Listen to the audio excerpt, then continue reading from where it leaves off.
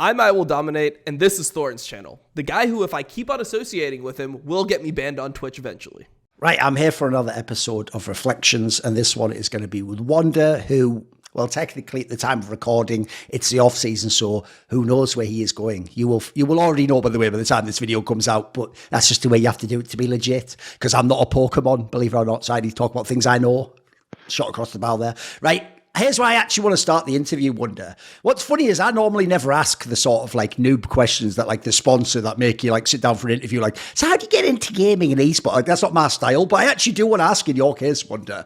Since there's this whole topic that at some point we're probably going to address that like people believe that meme that like you don't play the game at all and you actually really only play World of Warcraft or whatever. The real question along those lines I would ask at the beginning though is this, which is I know like in general with esports pros, there's like two divides I would say. There's the one, everyone starts the game because they like it to some degree. Obviously, you start because it's fun and you enjoy the game and you get good at it. But then I would say there's two camps. There's one, like, put it this way, I would say Soaz goes in this one. He told me, no joke, since like 2013 that he didn't actually like League that much anymore, but that he was just good at it. And so he was just going to keep playing as like a job, basically, instead of having to go get a real job. Or there's the type of people where maybe I could use like Upset or Frogger or something. I think these guys actually do love the game, genuinely, Wonder. Like, these guys would play for free if they're not in a team. They just play, you know, I don't know, 40 hours a week anyway. Are you someone, did you love League of Legends when it came out? Do you love League of Legends? I mean, I guess like I did play like a lot of League, like for sure. Before I was pro, I played like a lot more League than I'd say. I mean the normal person. I mean, I still had like probably like 8-10 hours a day. I was not like didn't have like much school or anything, so I was just playing.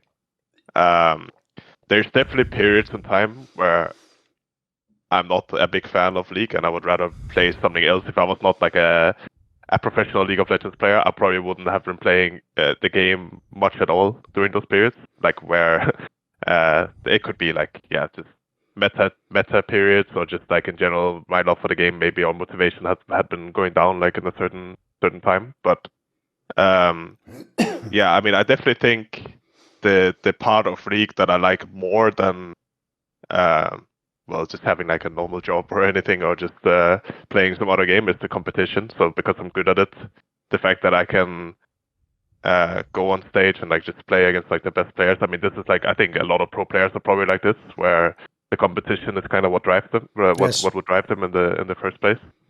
I think besides that, the love for the game is come second. To that for sure. So for me, the competition will be a clear number one. And before I went pro, the love for the game was there,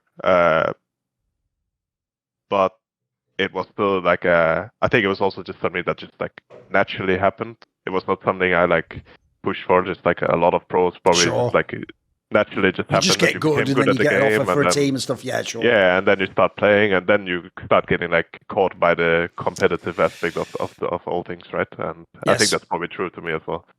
Let's just do this topic now then, so keep it all in one space. So you know the thing, right? Here's the thing that I think is really annoying, right? Is somehow there's a weird thing about fans of esports where even if you sort of show them like I'm doing a magic trick right now, at the end they forget it was a magic trick and they go, oh my goodness. So like for example, you know all the memes that like G2 propagated, like people actually really think like Jankos has no mechanics and stuff. It's like, you know, that's a meme. The whole reason that meme even works is because he is obviously amazing at jungle. Like that doesn't even, it's only funny because it's not true. So similarly, right, the rumor with you obviously is this whole thing of that you never play League of Legends and that you just like, you only play when you have to, or you play the scrim, and then and obviously this was used kind of like the reason I use the Jankos example is it was just to make it so that again in the same way as if the draft loses it's Grabs' fault, if Jankos misses a spade it's Jankos' fault, and then this was another one where it's like, cause at the time I always stress this, the reason that meme was brilliant that you didn't play the game is because that meme came around at the time when G2 used to win every final. It was never ever losing,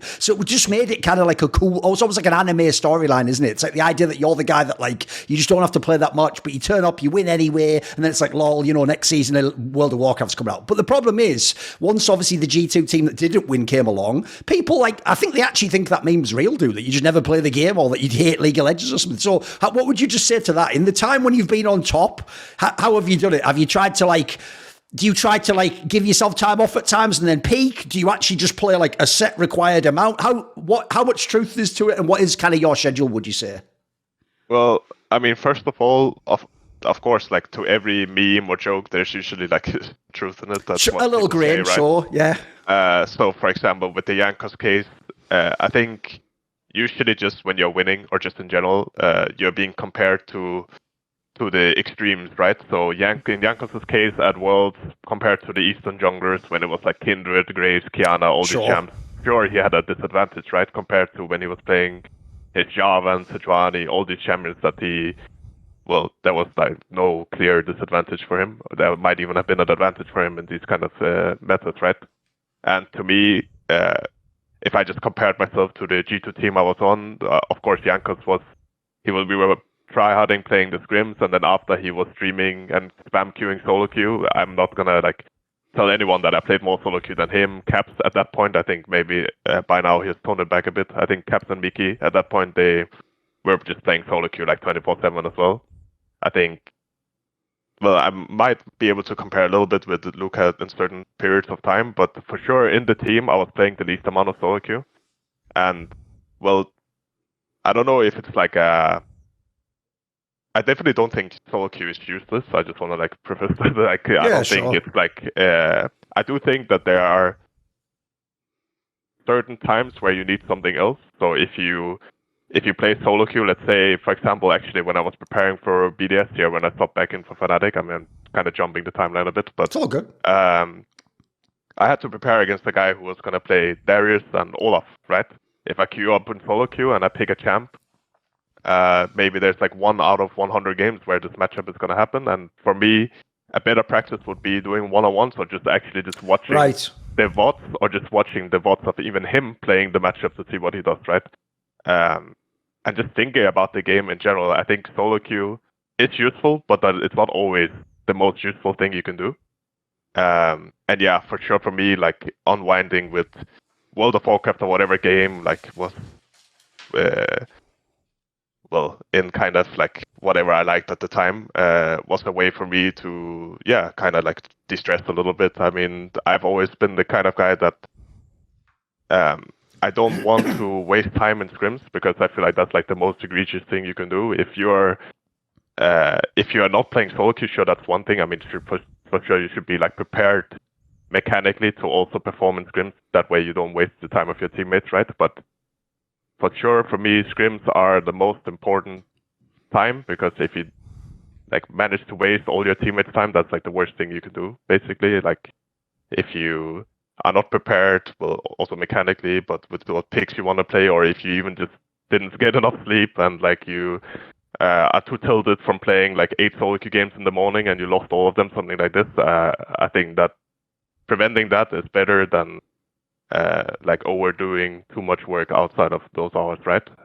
By the way, along these lines, I'll just tell you, I was told by, let's just say, a former coach of yours that in scrims, he was saying for a specific year, but it might have been in general. He said in scrims, you were the best player. As in, like what you're saying now, it sounds like actually, if people hear what you're saying, what you're basically saying is, yeah, you don't like spam solo queue, but you try to get the absolute most out of scrims. Like if you go to scrims, you're not just fucking around. Which, by the way, a lot of EU pros still do that. Just like fucking, play like it's like they're trying to get like 10 kills within the first 5 minutes. Like, it sounds like you actually sort of practice with purpose. Would you agree? Are you a good scrim player? I for sure.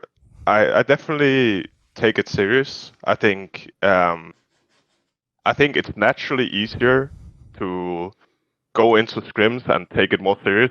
Honestly, if you don't play as much League outside of it, because then it just like blends together. Like it just becomes like solo queue. The game is going like shit. You don't really know how to crawl your way out of it. You just it's easier to get back to your solo queue habits. I'm not saying that every solo queue player. No, sure. Like, I have my teammates, for example, in G2, we were really good at scrimming, all of us. I don't think anyone was like griefing. There were times where like in the last game we would pick like weird champs, but this is just like scrim culture, especially in Europe, where like some of the last games usually resorted to being like a little bit more useless, and we would then test like a lot more things and just like try also to boost kind of the team morale. Maybe we were going like 5-0, and then game 6 we would pick something random, right? But yeah, I mean, back to the point, I think it's more like that scrims. I feel like if you scrim with purpose, it's not always super efficient, right? If you're just like kind of stomping everyone, but I think if you just don't like completely, I think scrims are more important when you lose and how you kind of like bounce back to the games after that. And I think as a player, I'm really good at not letting it kind of spiral out of control, and kind of reading the room and just like being able to, have a useful day, even though the first 2 games might be completely disaster, right? I think that's for sure important if you want to, get the most out of practice. Along these lines, though, also, I would say it was let's say another coach told me that like it's actually the case that they've even tested this with you, and that there was a time period, again, I won't say the times because I'm just trying to see, I don't know how much of this is stuff I'm supposed to know, but you'll know what I'm talking about. They say there was a time period where basically they just forced you to play X number of like solo queue games a day, and they say that what you're saying is true, that actually like made your level go down and it sort of burned you out a bit. Is this accurate? I think, okay, again, like if it's being compared, like just like what I told you about Jankos, right? If I'm comparing myself to the best of the best, or like the people who spam the most solo queue, I was for sure not playing as much solo queue as them.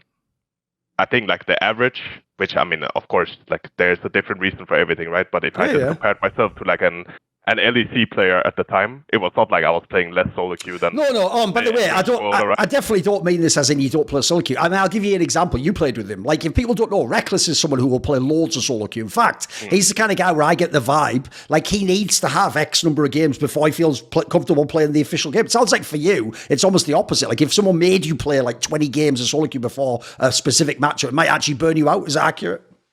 Yeah, I think for sure during like different time periods, I'd say. I mean, I can talk about it, right? Because it was in G2 in 2021 where we were forced to play X amount of solo queue games. Right. I think the way they went about it at the time was wrong though, because it was a block in the calendar. Right as you finish scrims, you basically just grab a bit to eat, and then you're forced to sit in the same scrim room for like 3 hours and just like spam queue solo queue. I think if there's just a number of games a week, there's like a total fine way to do it. If there's a number of games a week, like they want to hit, it could be like 20 to 30, something like this. Like 30 maybe is the high end for most teams when it comes to that. I think that's like a completely fine way to do it. But the issue for me is finishing a game and having to queue up straight after. It can sometimes like that can like kind of knock me out, you know. Like if I have to just sit there and endure it, it kind of becomes like work, I guess, in a way. Where solo queue it's fine to have like a quota to meet, but it shouldn't feel like you just finish scrims and now you're going into a block of like something else, you know, work related. It should just be like a thing that comes natural, I think. Yes. And then one last question, because obviously the whole point isn't that the whole interview's about this. I thought we'd just get out the way at the beginning so no one has an excuse. The last question, because you touched on it earlier, is I also heard something similar from one of the coaches, which is they also told me that even though you're not the guy who spams solo queue, that like not only were you good in scrims, but they also said that you actually prefer what you were describing earlier, which is basically theory, like to actually just sit down before the scrims and think about what would I do in this matchup, or look up what other people have done and look at the VOD or whatever, right? It sounds like that's like your approach more. And if people don't know, to be fair, I mean, you could tell me, but as far as I know, a lot of actual EU pros don't even do that. Like they do just do the solo. They do more like the mindless practice, as far as I can tell from talking to most of them. Yeah, I mean, well, I don't know how people function I don't know how many of the players. I mean, I assume that everyone has like some kind of qualities in them that can just in their head like play matchups and stuff like this, right? Of course, some people are more like naturally skilled at this, and I think I'm probably one of them if I had to guess. This is also why, like, if a new champion was released, I would only need like 2-3 games on it, or maybe not even like a single game on it to actually start performing. And I think it just comes down to like how I think about them, like for example matchups in my head or something like this. Whereas I can like easily compare champion strengths and weaknesses to some other champ and how they play the matchup, and then I think, okay, if this champ plays the matchup like this and this champ is kind of similar, maybe you have to do like it's just like a lot of things that goes on in my head when I think about this kind of things, and I think every single player has the quality to do that to some extent. I'm probably maybe just more naturally gifted at it, but I wouldn't know, right? But I like to think about the game like this. And of course, if you can test your theory in like one-on-ones or just like watch bots to confirm your theories or anything like this, that's obviously the best thing you could do with this kind of knowledge. So yeah, I mean, I'd say I prefer that method more than to just like mindlessly spamming, but I also see the value in playing solo queue, and I am also playing solo queue to test, but more like playing solo queue with purpose than just mindlessly spamming like 80 games a week is kind of what I prefer, at least. By the way, since you bring it up, you are also, that's another thing you're quite famous for, is you're sort of like the modern day version of Soaz, if people know the story, that you have first time some champions or played the ones where you had played like, I don't know, 2 games of solo queue. Can you give me like a famous example? Is there a good like EU LCS or LEC one where you really did just first time a champ on stage or in a playoff match or something crazy like that? I mean, there's definitely been champions that I have, well, it depends on how you would describe first timing. I have, of course, played every single champ in the game at some point. I mean, like officially, like to me, if someone's never ever played one ever officially, if they like pull it out in a big game, that's pretty big. Like I say, like the Reckless gang, they'd have to get the 50 solo queue games, or they'd have to play like, you know, a meaningless game and then play it in the official. I feel like, you know. Yeah, I mean, there's definitely been champions like for the first time, like for example, Ivertop. When I played that, I probably didn't even have a scrim game on it. Maybe I had some solo queue games. I played like the Janna, the Sonas, and all these. Maybe I've had like one scrim game with it. There's been times. I mean, Swain was a champ that I always played, but for example, when we played MSI finals against TL, I had not had a single Swain game like played even in scrims or solo queue for like 9 months or like almost a year when we played it in the finals, because it was just not meta, and it was just like suggested that I picked it, and then I just locked it in, like stuff like this. I'm not afraid of like playing champions, because I can just like reflect back to how either I played it back then and like how it can be applied to, well, how the game is played now, for example, or I can like think about it before I go into the game, and it's not like every time it's perfect, but it's at least like good enough to compete with it. And there's been champions like that off the top of my head. I don't really know like much more else than this. But I mean, there's been like Andy Top, maybe something like this that I played, that I probably didn't play in Scrim, and then I played in an LEC. But yeah, I mean, there's of course like a big difference of playing it in a BU1 back in the old format with 18 games in LEC and pulling it out at like a playoff series or a Worlds game or MSI game, right? Sure, it's for sure different. Right. Obviously, if people go back, there were years you played before you were even in EU LCS/LEC. And I noticed if people go back, even your earliest days, you actually were playing with sencux. And then after that, it's like sencux and what's his name? Kobbe comes along like not that long ago. You played with some of these guys for years before you got together to LEC. Were you like a friend group? Were these just happened to be other competitive players that you just stuck with? What was the story? Yeah, sencux I knew through my cousin actually back in like 2011, because they went to the same elementary school. So we just played League together when we were like silver, gold, like back in season 1. And we even played on like random teams, just for fun, like team ranked stuff. I don't even know if it was team ranked back then. It was probably just like some random game. And yeah, I mean, so me and sencux, we have stuck together for a really long time. And I think going into season 3, I was actually jungling, like we were mid jungle. Okay. And we were playing like Danish lands, and we were kind of like stomping everyone in season 3. And that was like during the time period where I'd say like Pinoy was in the Danish scene, Sven was in the Danish scene, Trashy actually as well. I was jungling against him back then. And then I'd say sencux was like a lot more. He had like a lot more team offers. Like he played on like recent gaming back then, and got like offers from actual Challenger Series teams. And the first time, I think in season 4, I role swapped to top because like well, basically, I felt like no one was actually good at top in Europe, Okay. which is kind of ironic, I guess, because that's like what everyone thinks to this day as well. Sure. So I rose up to top, and then, yeah, sencux, I think, had like wanted to form a team, and we made like a Danish team and tried to go places with that. But I've known him since a long time. I think Kobbe, that was during the time period where Kobbe kind of came along. It was like 2014, I'd say. Was it surreal then to get to go to like Worlds and stuff with sencux? Some guy you were playing in fucking silver with in like 2011. That sounds pretty wild as a story. It's like a movie or something. Yeah, it was. I guess looking back at it, it was more surreal than how it was well, at the time, because we played a lot, right? So we kind of like naturally went through a lot of the same things. He was on as I said, some of the more like high profile teams before. Then when that didn't work out, we would then try and make something happen. I think also back then, yeah, I mean, he was definitely looking at it, I'd say, like better at the game. I was like playing. Right. I think if I stuck to jungle, I could probably have made it as a jungler.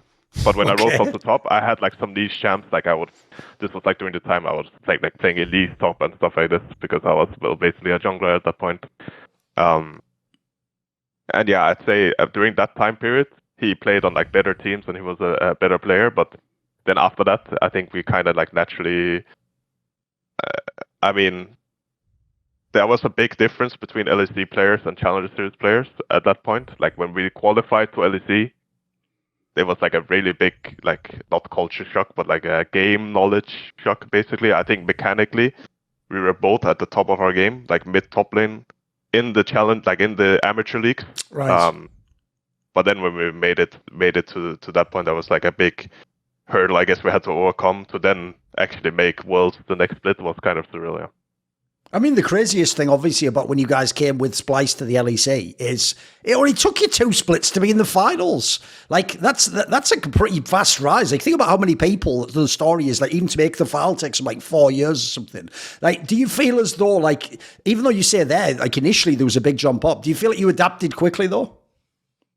Yeah, I mean, well, I always felt like from scrimming in spring, at least, well, the meta was like it was unfavorable to me because it was the Tom Kench top and everything. Right. And in the Challenger Series, I was the guy who played the Irelias. And, you just played carries, right? I say. I basically played carries. This was the time period where we actually played like Origin in the first amateur split we played in. Origin was there. Actually, we played two amateur splits where we were not allowed into playoffs because me and sencux would not come of age to be in the LEC, so they would just forfeit our spot.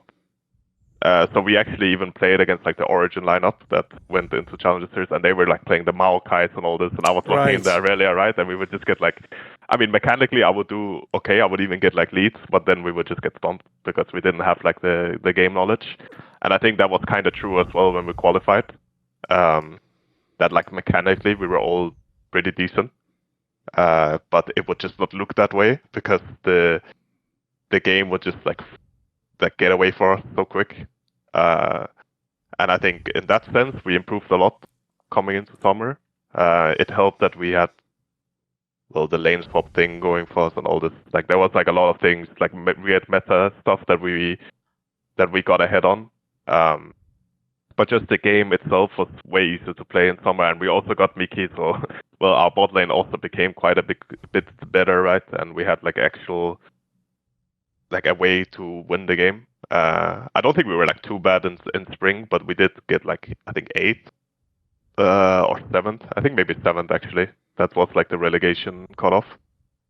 But yeah, I mean for sure summer. I'd say we all improved, and I think I like when I talked to Yamato, at least because he was our coach back then. He said I was the one who like challenged him the hardest in reviews because I really like I had a strong feeling about how the game actually should be played, and I like to focus a lot on how, because I felt like that was like our weakness, right? How the game should be played. So I challenged him a lot in a lot of his views, and I think we got a lot better, and me personally as well, because of it. And I actually figured out how to play, the game at least better than most people in Europe. I felt already back then, like we were playing off infamous, like 1-3-1, whatever you want to say, right? And I think like playing the side lanes, doing all that, which was, I think not most people were good at back in Season 6, was a thing that gave us a big edge for sure. By the way, along those lines, if people will notice, there's a theme emerging in this interview that actually people will probably be surprised because your persona is a bit like more of a troll, but like you actually seem like quite a cerebral player. Like as you're saying, like one of the things I would say, it's actually something I noticed about a bunch of the players in the really good G2 team, like your Perkz, Caps, etc. Like the way I described it eventually was, people, it's not just that these are good players like at top lane or mid lane or whatever. It's like, these are players who just know how to play the game. Like if I was to sit down and ask like Perkz, like how would you end this game in this scenario? You've got like this objective, like he could do it like a chess player would, like, you know, you do this after this. Like there's a lot of players, they just use the tools right, give them, you get the Baron and then like they just know the basics of the game. Is this something, would you say that, it sounds like you enjoy this aspect of the game, like thinking of sort of how the game's going to end or what the correct play is or what the response is, right? Yeah, I mean, well, in the well, right now, I guess I don't know if the game has been dumbed down a lot or if it's just solved, right? But for sure, back then, I'd say there was a lot more creative things that you could do, and a lot more. Well, I think, well, the whole G2 lineup and also me as a player, we didn't really, like, obviously there's team comps and everything, right? But we like to play around the champ that we had more than just like, this is how you're supposed to play the game. So we would more often than not get like the creative plays, like for example, like camping in a bush because you know you can one-shot someone. This is not like always like the best play, and it would not work on every champion, but that's something we would do. Or like going to a side lane. Let's say we were playing like Rise Clet, like ulting on them, killing, like getting their tower, and we can Rise ult to Nash if they started something like this, right? We would make like a lot of creative plays, and it would, well, more often than not, be like pay off for us. And I think like that way of thinking about the game is always something that appealed a lot more to me than just like the natural, well, as how the game is right now. You basically group mid. When Nash or Drake spawns, you push your mid, you get wards. If you can't get wards, you like wait for them, right? And then there's a big team fight. That's usually like how most of the time how pro games are being resolved nowadays. And I think, well, that it's not something that is like hard to do, right? So it's not something that I have a disadvantage at, but it's just, I prefer the other way a lot more, at least.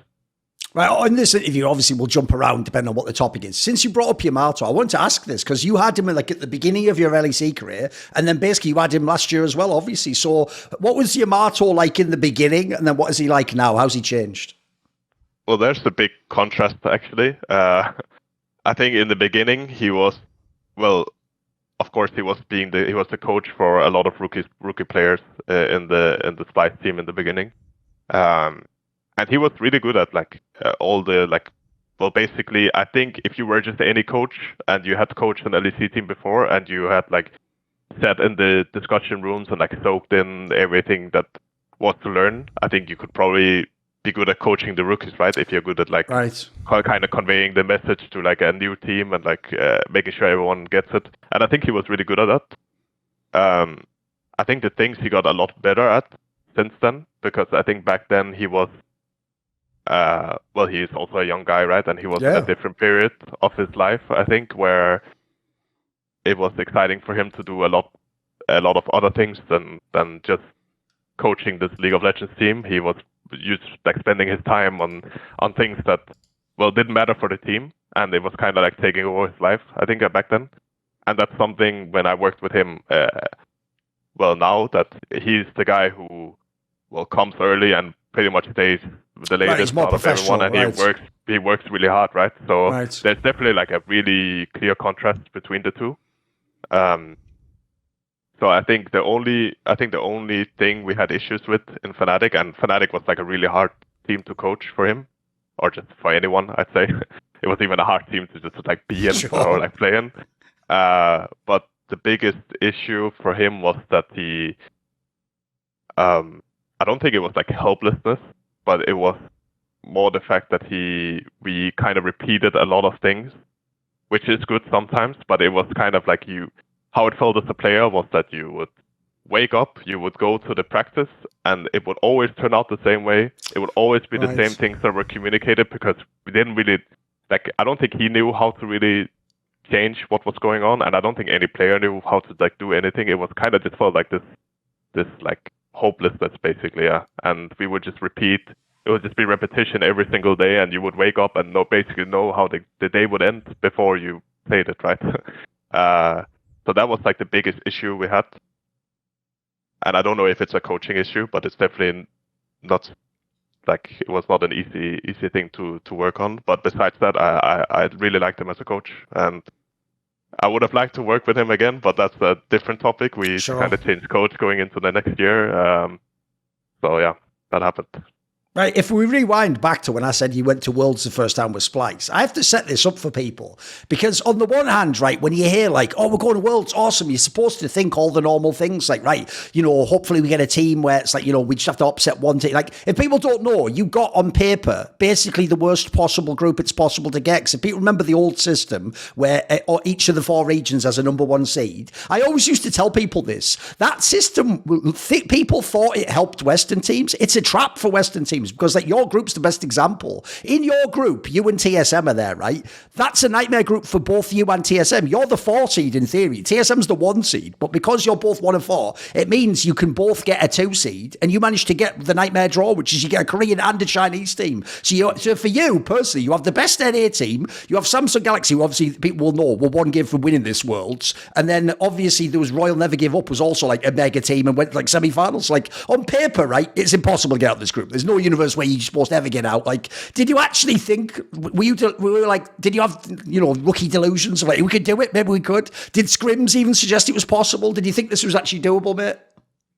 Well, that World, as much as I remember, is that, well, at least when it comes to the European teams, I'd say we were all 3, because it was us, HK and G2, we were like kind of on a similar level, I'd say, most of us. Okay. I think G2 like completely choked, right? Like in the easy group. True. And I think H2K got a really easy group. Sure. So of course that helped them. I'd say for us, well, how I felt back then was that I felt like QA was really insane. I think he was for sure like the best player I'd ever played against, like to that point of time. Which was, I mean, was my first international tournament. So of course, like I'm gonna meet the best player I played against until that point, right? But I felt like the other 2 top laners, from my perspective, I felt like I was better than them back then. And when I played against them, I felt like really comfortable. I think we had for sure champion pool issues at that World. Like we would, I think like 2 or 3 days before the actual group stage begun, we would just like out of nowhere pick up Jace Elise because it was just too OP. We couldn't deal with it. I mean, I was willing to play Jace, but back then, I mean, we qualified to Worlds playing Gragas and Rek'Sai jungle back then, and we didn't really like the idea of playing Elise. So we just like scrapped the idea of playing Jace Elise in our boot camp and everything back then. And then like 2 days before the group stage starts, we just had to pick it up because it was too OP. And we actually got our 1 win on it. But I think, like, honestly, I think we had the only issues we had when we played against TSM was just they played the game way better through their mid jungle. Like they were just roaming everywhere on the map, and we was like super hard to play. And we were playing like a kind of a vegan style mid jungle. We were just not really like doing much. We were just like farming up, and then kind of hoping that later in the game we can actually, or like mid game, we can set up how we want to do. But yeah, TSM didn't really allow us to do that back then, as far as I remember. And we actually got our 1 win against RNG, like playing Jace Elise and like completely snowballing the game, which was like, I guess, the 1 win we got. But personally, I mean, yeah, it was a super hard group. I think for sure Samsung was like a really hard opponent to get. But I think RNG and TSM back then were beatable. We just, we didn't really perform. I mean, it was our first Worlds, and on stage, the game just kind of like got away from us. And I think it's like, our morale was good, and we were all like really good friends on the team, but we were just like, we didn't really feel like there was any way to claw back. I know sometimes when players go to Worlds, like especially for their first time, some players actually, I would say they get like demoralized by going there, even though the experience you'd think would like buoy people up. And the reason why is this, Wunder. I've heard so many stories of like, you know, like that thing where if you play like the first set against like the good Asian team, like it's an LCK team or whatever, because there's so much pressure to win. It's like, first of all, you are try-harding officially. So if people like lose, they get sad. And then I've heard also sometimes if like the LCK players win the first couple of games in the set and then they think like you trash, that they just do stuff like just style on people and like intentionally pick the bad matchup and then beat you even in that in lane. And so I've heard for some people it can actually be like they go to Worlds and then it's almost the feeling of like, shit, am I not even good at the game? Did you actually have that experience? Like when you scrimmed against like top players, did you get a sense like I'm not good enough, or maybe secretly I am, or I'm going to get there? What did you think when you went? I thought actually, I mean, in scrims, I thought actually I performed pretty good from what I remember back then. I think even as a team we did okay. I mean, we didn't get the best scrims. Like we were a third seed team coming through Gauntlet back then, and we would scrim the Taiwanese teams, like the teams that were in HK group, for example, and we would like actually do really good against them as far as I remember, and even like some lower tier Chinese teams. Sure. And there was also like a lot of like back then there was like a lot of leaking, and like everyone was talking about oh, these guys are leaking and everything. So we were like honestly in a really tight scrim bubble. But yeah, I mean, I don't think we got I think the being demoralized in scrims is for sure a thing.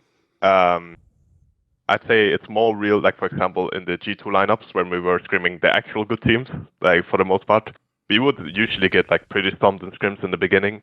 I think you kind of need to win, or at least like win on stage against them to kind of get over that feeling of are we really that bad? Because well, in G2, if we went like 1-5 against Damwon, for example, we would just say like, yeah, but on scrims we would shit on them or something like that. We would just joke about it, you know. It was not, that's good.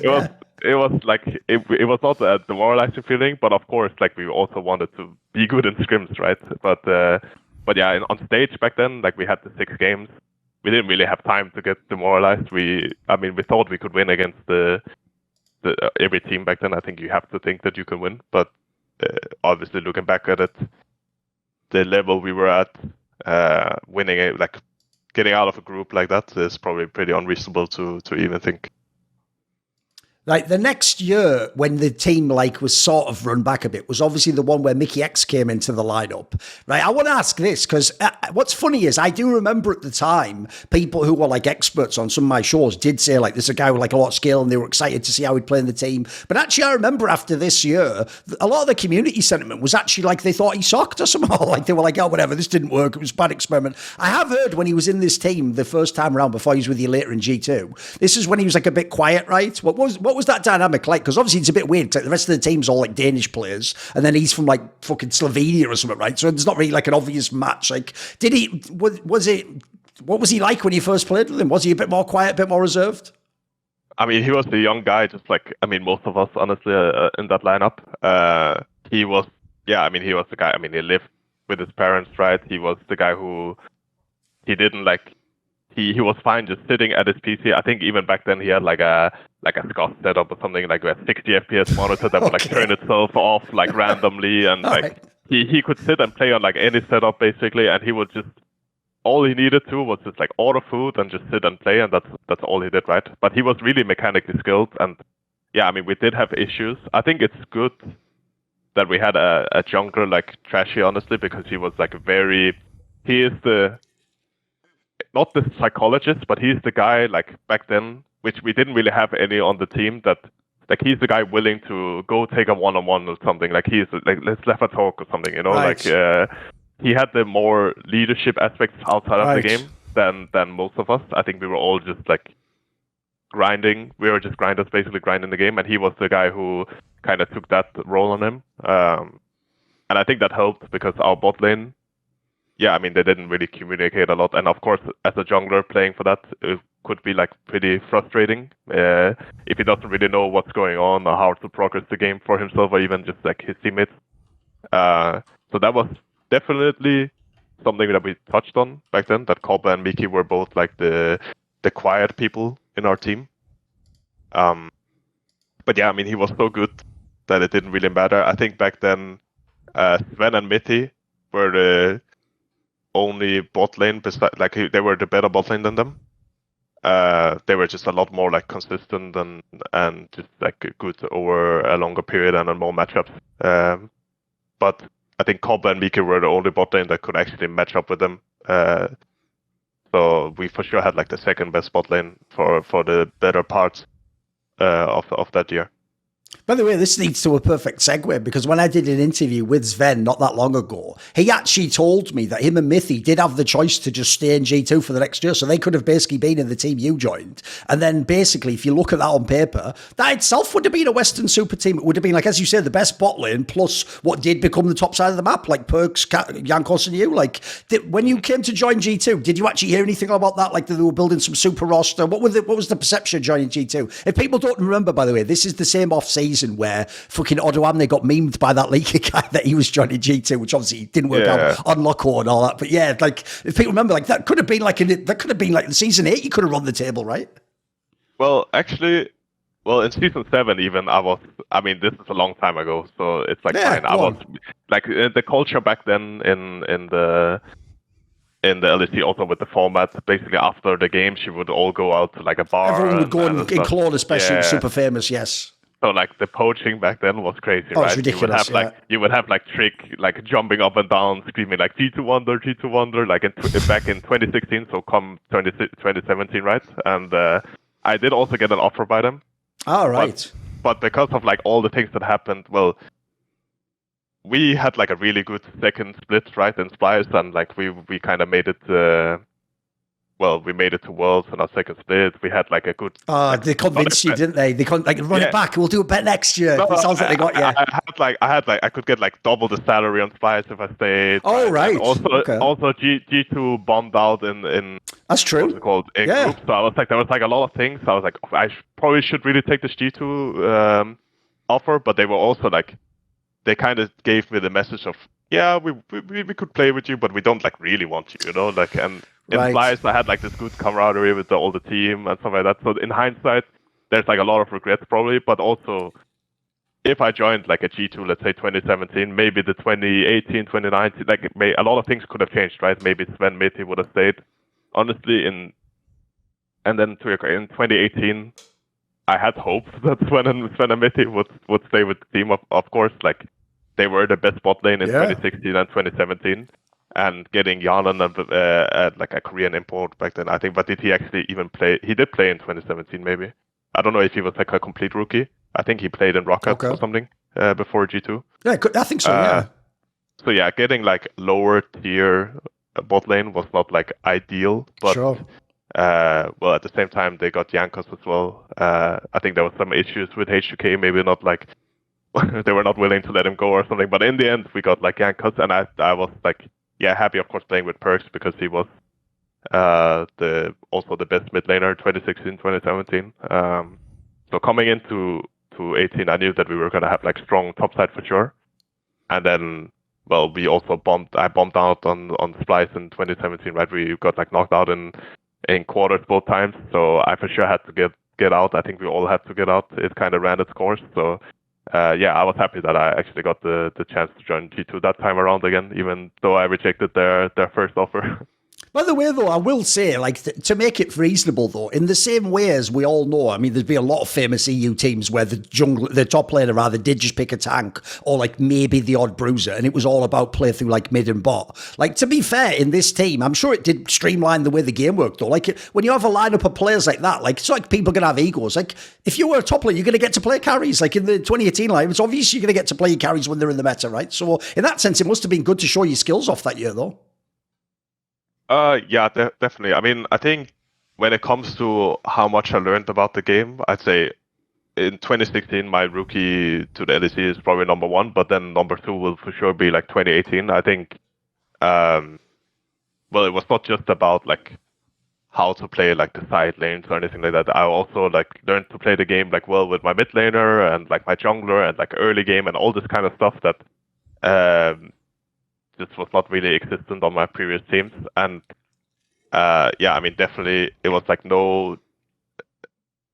no reason to hide. Like we had Yarn and Vadit, and they they were the Heimerdinger play safe bot, like Yeah. Tam catch support, Yep. all these things. So there was a real opportunity to actually just like, go ahead and pick like good champions, good carry champions every single game if possible, and it was possible a lot with the lineup we had. Yeah.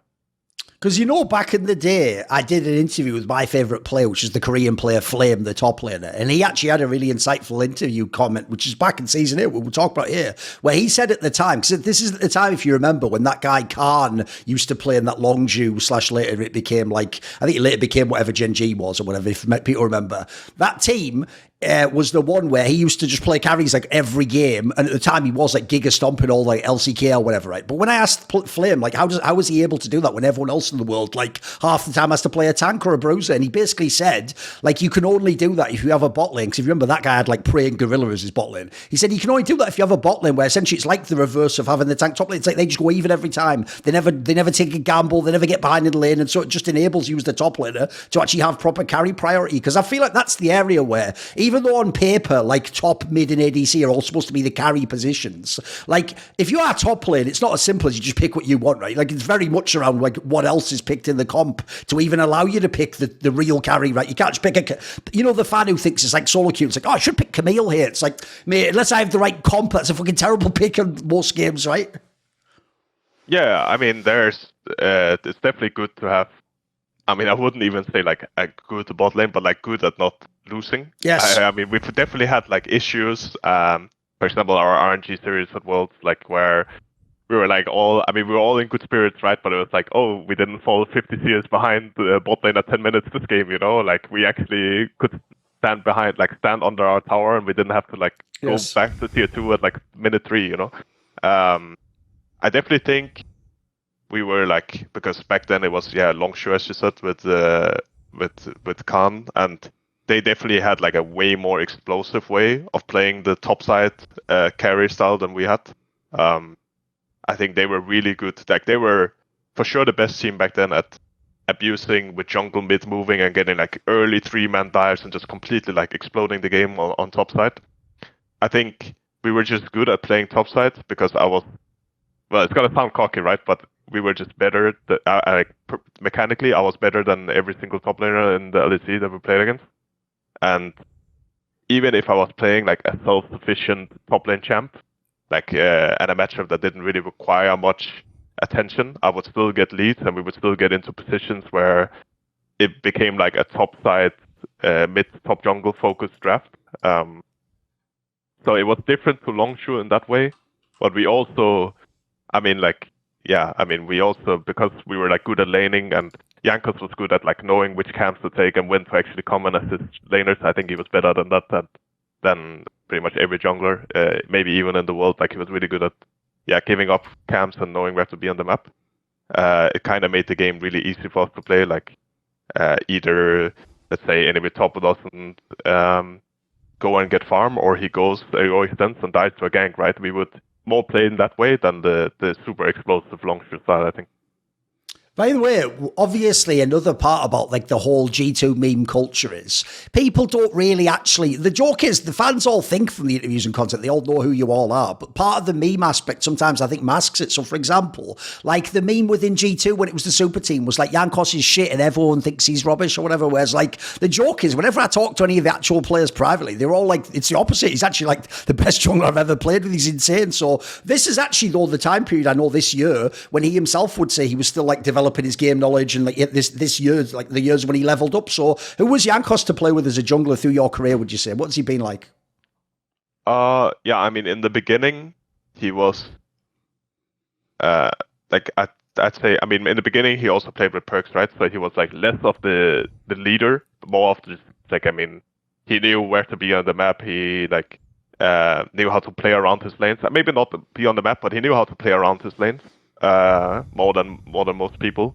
And he would not be afraid of speaking up, right? So he was a good player in that sense. Definitely his skill set improved a lot, and even from what I've heard, even when I stopped playing with him, he became more of the leadership guy, yes. Right? He was definitely, within Europe, I feel like he's always been the best jungler. Of course, like more recent times, I think in the playoffs that I stopped in for with FNATIC, I think Razork was like really insane, and he looked like the best jungler in Europe. Of course, Jankos was not even at the playoffs, so it's like kind of hard to say. But I'd say throughout all those years, there has probably been like some down periods where the meta didn't really favor him. Maybe self-made on the graves, like getting funneled for his team would be better, you know. But I'd say overall, for sure, the best jungler that I've played with throughout all the metas. And yeah, I mean, the only downside was when we went to international tournaments, and there would be players like Canyon, for example, where you can actually give this guy in Italy. But there was then of course, it became kind of a meme where Jankos was, of course, Jankos is not bad on Italy, but no, it's all right. If you compare him to Canyon, Canyon was just like really insane, you know, or Tian on Lee Sin, there's like all these memes, and of course with every meme there's like some truth. You know, like Tian was the better Lee Sin, Canyon was the better in Italy. Someone that we played against, like I think we played against Tarzan Griffin. I think he played against a good Kiana, right? And we didn't really know how to make Kiana work. So there's sure downsides, but I think that applies to every player, right? It's about how you mask it. And I think Jankos, despite having an unfavorable meta, was good at figuring out something that works for him and the team. So I think it was never really as big of an issue as maybe we joked about or people made it seem. But there's for sure like things that could have been better. Like he was not a perfect player, but he was for sure the best player that Europe has to offer, and also good enough to hold his own internationally against most players. By the way, the thing I wanted to ask about with Perkz is actually going to be nothing to do with his skill set. Like, people know what he was good at in the game, and people are probably also know over the years, if you listen to the stories of playing with like Drake and Mithy, like he obviously leveled up his game understanding. But the thing I actually found most interesting in light of what you were talking about with the relationship with him and Jankos and some of the other players in the team is, to me, the most obvious thing about Perkz is, dude, he just seems like he has like whatever natural leadership skills someone who's going to be the captain should have. This guy just seems to have it in a crazy degree. Like, I've heard it in every team he's in, Wunder. It's like the guy went, and like the reason I say it's natural is he almost has that like magnetic charisma, right? People just love this guy when they're around him. Mm-hmm. Yeah, I think the contributor to that is, I mean, he doesn't really give a fuck, you know. He just says what's on his mind. He just says what's on his mind, and I mean that can be like bad for some players. I think in most European teams that's like a good thing. I mean, at least in the cultures that I have been in the team cultures that I've been in. You kind of need a guy like that, like me, say whatever is on your mind. And then he also had, he has a big part of what I also said about Trashy back then. He would take a player one-on-one and like talk to them about like mostly in-game related stuff. It was not. I mean, also about life if that was like necessary, right? But it was he had the leadership skills in that way, where he went out of his way to do something also to benefit himself, because he would be the guy to also say, hey, Jankos, come here and let's look at replays, stuff like this. And this is not like people might think that this is like a common thing, but it's not like too common outside of, I'd say work hours, but it's actually just scrim hours, to like pull someone over to your PC and go look for like an hour at how to become actually better. Because people will do that individually, but they will not really do it too often with like other people, right? They will not go out of their way, but Perkz would be the one to do that. And he had like the natural leadership skills in that sense. And that together with the speaking his mind and being in an environment that suits him, made his personality good, right? I don't know if it's gonna suit every team, but at least in the teams I was in with him, it fit pretty well. And it also fits well with how I function. So. Right, people will obviously know not only has G2 FNATIC been the main rivalry for so many years, but also the most ridiculous thing is, obviously, like literally the owners of the teams even have a rivalry. That's not a fake, by the way, if people don't know. Sam Matthews and Carlos, like even if they pretend to be all like chummy, like that's like more the real rivalry sometimes than the players in the team. Sometimes the players are mates. So, right, the reason why I bring this up is I almost feel like you can't catch a break if you're FNATIC, mate. Because if you remember in Season 8, at the time, at the end of the year, we all said this is the best best Western team ever. And then right the next year came the super team. And it's like you guys deleted them from history. People only really remember the world's final. So if I bring it back, this team not only won both the European splits, and by the way, looked fucking good doing it. Like they looked far and away the best European team. But then obviously they did make the world's finals run, which at the time before you guys did it was like no one thought you could ever go to the finals. Like no one thinks you could like go ahead of like Chinese teams. Like, at the time it was supposed to be inconceivable. So what I want to ask is, since you did play them before you yourself made the super team, how good actually was season 8 FNATIC? What would you say? I think they were definitely good. They had like a lot of issues, right? Like behind the scenes. I mean, they all had the top lane where Source got injured, and then Sure. Brimpo came in, and then Brimpo turned out to be, I would not say better than Source, but better than Source on like the niche champs Yes. that favored Brimpo. So he would go into, of course, like being stopped in as a player who's never played LSG before. We played against him in the final. He would play the champions that Source is usually better at, because they're just the more natural, safer champions. So, like he would be playing the Scions, the Ornn. They would like triple ban topside. I remember like they banned like Fiora, Camille, Gangplank, and all these champions against us in that final. But generally he was like he was good at doing, like he was definitely like an LEC capable player, even when he stopped in. But yeah, they had a lot of issues like that, of course, with I think a lot of drama behind the scenes, like who are they gonna play, and then Yes. also like I think Reckless Hylissang Apparently they didn't get along or whatever. Yeah. falling out, stuff like this, right? And I'd say that's probably hindered them a little bit. But as a team, well, come Worlds, I don't actually think, like from scrimming against them, of course, like they played pretty good on stage as well, right? So you never really know. But from scrims, I thought we were the better team. Right. But we had for sure a different style than them. Like we definitely had the weaker bot lane, and you could see that in the playoffs we played against. Like Reckless would pick Tristana and Sivir, and we would try and end the game with Varus before it got to late game, because we couldn't replicate what they were doing. And he would just take over the game if we didn't end it like after 35 minutes. And that's kind of how they just like 3-0'd us in the final, and it was like really easy for them. But I think at Worlds, the meta favored us a lot more. Like we were the solo lane team. We had the strength there, and they made like the Akali's, Urgot, all these champions, Aatrox, like really OP. So we definitely had like the edge on FNATIC when it came to our top side. And looking back at season 8, I think a lot of the Eastern teams were just a lot worse than they probably should have been. I don't think a FNATIC team like that. I mean, I guess for history, it's really good that a team like IG was there, because they were the team, they were like the standard of what the Eastern team should be able to look like when it came to playing the Western team, and they just completely fucking smashed us 3-0, because they were basically G2 but better. Yes, exactly. They had the interior weaker bot lane, but then they had the really strong top side. And I think I wouldn't say that we would have won against FNATIC if we played against them at Worlds, right?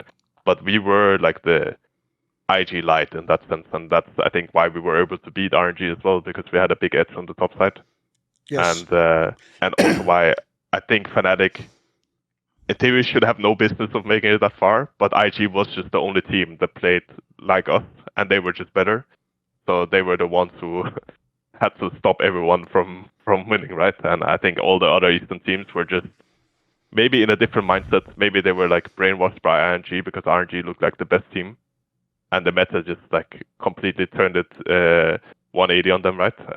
So I think that's probably what happened. But FNATIC, I'd say FNATIC and G2 in 2018 were really close at Worlds, but in the regular splits, they just had our number throughout all games. On the RNG series in the quarterfinals that you referenced, like as you say, here's the thing. Now that we now know you win the series, when you look back, it all makes sense. Like you say, like RNG, even though they'd won everything, if people don't know, they were basically what JDG is now. They were on like the golden road where they were going to win everything and never lose and be called the best team ever. But when they got to this point, like obviously now we do know that like not only were their whole team, because famously it was like the protect fucking Uzi Eye raised the poppy shit. They had like it was the most extreme mismatch you could ever have, because their team was totally bot focused, and then as you say, your team wasn't bot focused, but then the meta flipped to actually favour solo laners, and your main strength was solo laners. So going into it, like I say though, that's okay if you win to go. Look, it's obvious a shot, but going into the series, like you said before about like the joke of like, look, we're not 50 CS behind in bot lane, we have a chance this game. You must have thought they were still going to win the game, and they were the favourite, right? Like, it's one thing to think, it's possible, we can do it. It must have seemed like they were going to win, right? Yeah, I don't. It's honestly kind of weird even, because I felt like if RNG just had, they don't have to play around their solo laners, but if they just had like a better top lane and mid laner, just like mechanically, and just like playing the game, and they just played the same way, they would probably win the entire tournament, right? Because when we played against them, we were forced to play their game, kind of like our jungler had to go bot, to make sure the game didn't just like Sure. like we had to defend the dives, we had to like Jankos. I think honestly, he probably spent the most amount of time bot lane compared to other lanes in that series against RNG, because we had to put out the fires all the time, right, and make sure that we could actually survive until after 10 minutes. And we just like naturally got like a lead on top and mid. I think not only because we were better mechanically, but also because we had a bigger champion pool. Like, I for example remember we were like flexing Ryze, and I played Ryze into Poppy, right, which is like completely unplayable. If people forget, in this time period, especially obviously top and mid were the main roles, could flex a bunch of champions like Aatrox and Akali. Yeah. There was loads of them back then, right? Like we were playing, Aatrox mid. I was playing the Akali.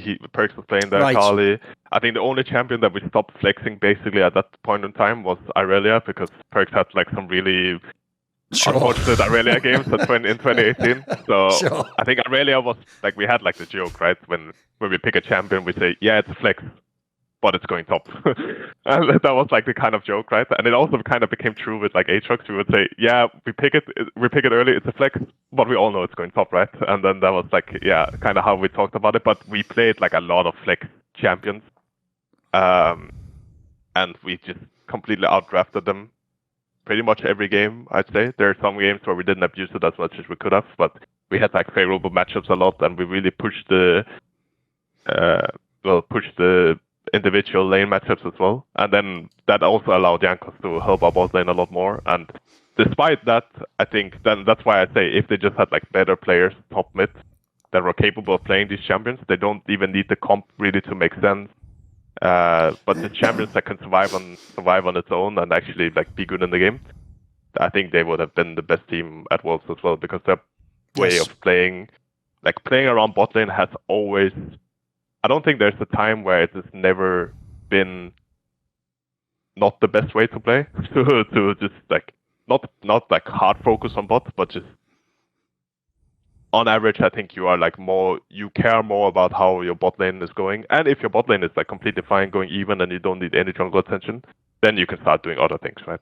Yes. By the way, as an aside, I'm going from memory here, but I'm pretty sure I'm correct. When I did an interview with Youngbok, who obviously was the coach of FNATIC on the other side of the bracket, I think he even said something similar, Wunder, that he actually thinks if RNG just won that series, they would have just won Worlds anyway. I think that's what he said, something like that. So I think basically the sentiments are shared. Right, to ask this question, I'm going to do a classic Thorin like analogy where it's like, how's this connected? But just bear with me on this one. Right, so back in the day in the UK, there used to be a comic for boys, right? Because back then, it's like really classic. Like all the comics a long time ago were like, you're a soldier or you're like a fucking detective. Or in this case, right, there was a very famous one called Roy of the Rovers. And it's actually a football comic, believe it or not. But because it's just like wish fulfillment for kids, the reason I bring this up is people to this day will reference this in football. Like basically every kid's dream isn't just to like be a football player. It's to do what this character would do, where it's like the classic storyline, Wunder, like, it's the cup final, it's the FA Cup, it's like 1-1, it's the 5 seconds on the clock, you're the hero, Roy, you're running with the ball, and of course in the comic you score the last goal, you're the hero, you won the match, like everyone carries you off the pitch, like, yeah, you won the game for us, and that's like every kid's dream, right? The reason I bring this story up is because that game 5 that fucking Perkz got to have on that LeBlanc, dude, I think that's like half of why he's cocky as fuck to this day. Like, he already told me that mad story that during like the funnel meta, he actually really did think he was like the best player in the world, because that's how like ego mad he'd gone from all the carry resources. But like after he had that game, like, dude, like that is almost like almost no Western players get to have a match like that. Like that is something like out of your dream. Like no one think you would do that against the number 1 team. What was this game like to play in, mate? Because there was obviously that, and then there was the whole angle of what happened with the bot lane. Like this game seems like something out of a fucking movie, mate. It doesn't seem like a real match.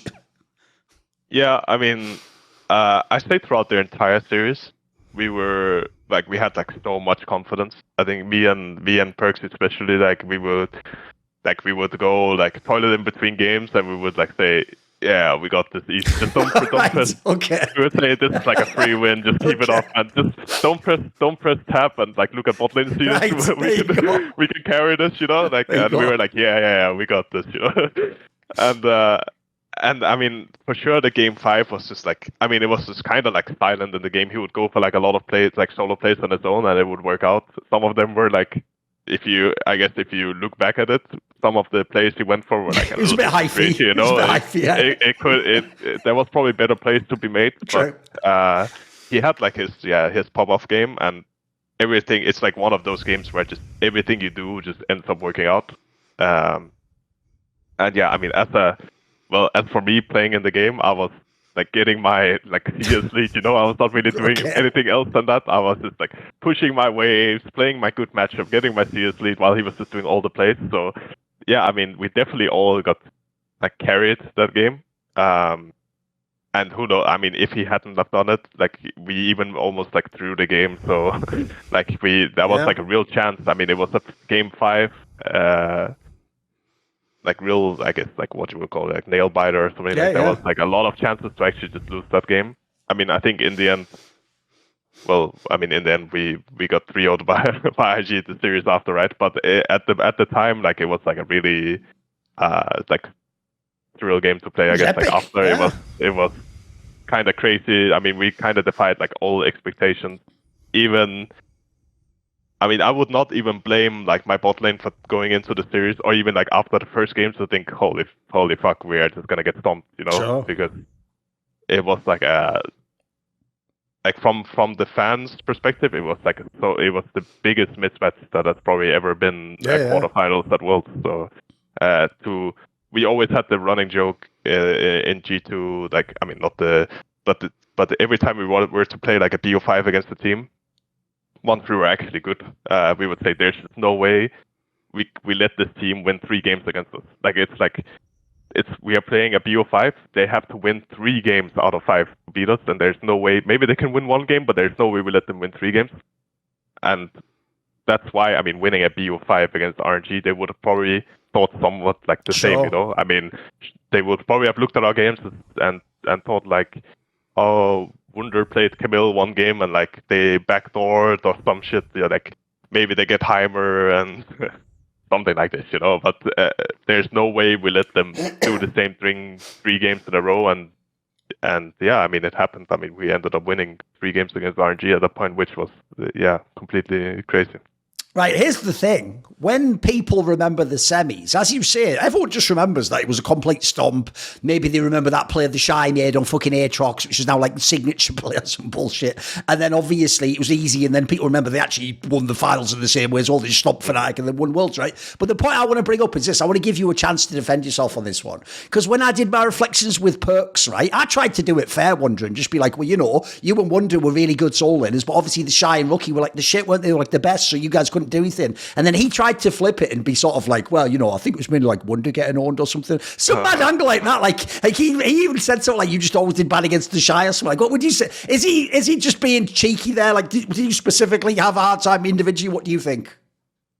I mean, historically against TheShy, I don't know if it's like a thing, but for sure, like the first 2 games I remember, I got like, I mean, TheShy was like playing champions that, I mean, he was playing Jace, right? And at Worlds, no one was playing Jace. And I mean, of course, like he was way better at playing Jace than any other Jace I played against. So I was playing a matchup that I hadn't really played too much. And also he was playing it really good. So in that sense, I got like kind of fucked the first 2 games. But when Rookie got the Jace and mid against Perkz, he was also getting completely fucked, right? So I don't really know who got like fucked the hardest, you know. But I'd say in game 3, that was the game where he played Aatrox actually, so he did get his TheShy Aatrox clip. But in lane, I will say, I was winning, like I was up in CS on Arena. All right, so okay. I have that much going for me, you know. I don't know, I don't really remember how the game went for Perkz, but I probably have that on him, you know, that at least in one of the games I was competitive, he just got fucked all 3 games. I may not have the most supporters in the world, but the ones I do have are straight fire, and they include Mac Pugnaccio Rakula, Frisky, Ahmed Haju, Toucan, Tobias Bernasconi, Animosity, Tosh, Jensen Go, and you know it always is a special thanks going out to Jerky's Minion.